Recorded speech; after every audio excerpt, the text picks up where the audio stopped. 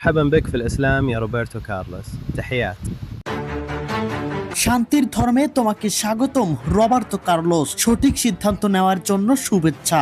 খ্রিস্টান ধর্ম ছেড়ে মুসলিম ধর্ম গ্রহণ করায় রবার্তো কার্লোসকে উদ্দেশ্য করে লাইভে এসে এভাবেই শুভেচ্ছা জানালেন সেনেগালের ফুটবলার সাদিও মানে। বিস্তারিত রিপোর্টে।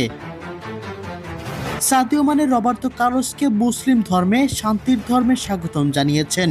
ব্রাজিলের কিংবদন্তি ফুটবলার রবার্তো কার্লোসের ইসলাম গ্রহণের খবর ছড়িয়ে পড়তেই তাকে শুভেচ্ছা জানিয়েছেন সেনেগালের তারকা ফুটবলার সাদিও মানে। মুসলিম বিশ্বের জন্য এটি হয়ে উঠেছে আনন্দের এক খবর। রবার্তো কার্লোস 53 বছর বয়সে এসে খ্রিস্টান থেকে মুসলমান হয়েছেন বলে খবর ছড়িয়ে পড়েছে।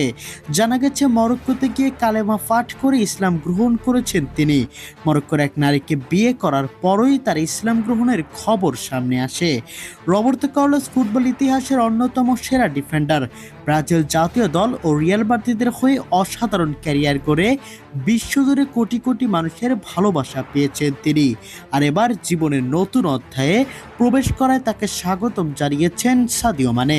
মুসলিম ধর্মে শান্তির ধর্মে স্বাগতম রবার্তো কার্লোস।